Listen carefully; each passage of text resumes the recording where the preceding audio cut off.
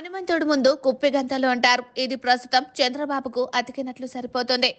ఎన్నికల్లో విజయం మాట అటుంచితే ఇప్పటి వరకు జరిగిన పరిణామాల్లో చంద్రబాబుదే పైచేయి.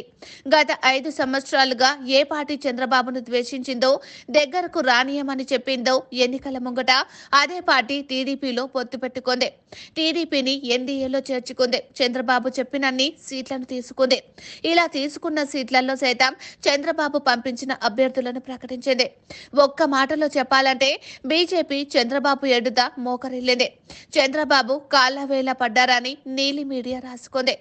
అది ఉత్త మాటలేనని తెలిపోయింది. అది జరిగి ఉంటే బీజేపీలోని వైసీపీ నేతలకు సీట్లు దక్కేవి కదా, వైసీపీ ఆశించిన స్థానాలు ఇచ్చేవారు కదా. కానీ అలా జరగలేదు.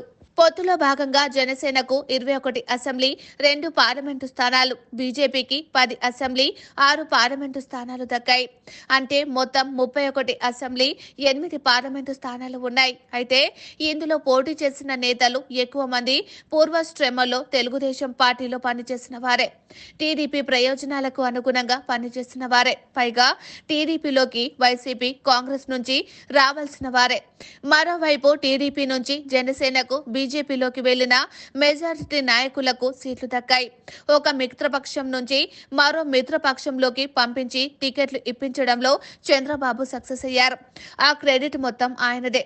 అందుకే ఆయనను రాజకీయ అపరచానికుడు అంటారు. అయితే బీజేపీ జనసేనకు కేటాయించిన సీట్లు చూస్తే అక్కడ గతంలో తెలుగుదేశం పార్టీ గెలిచింది తక్కువ.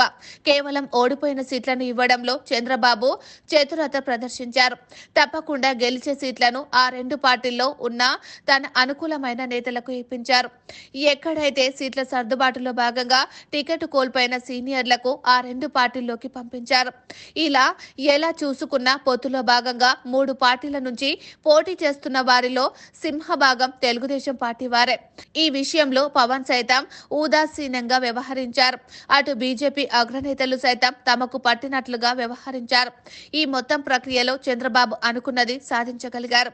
దట్ ఈస్ చంద్రబాబు అని విశ్లేషకులు సైతం అభినందిస్తున్నారు.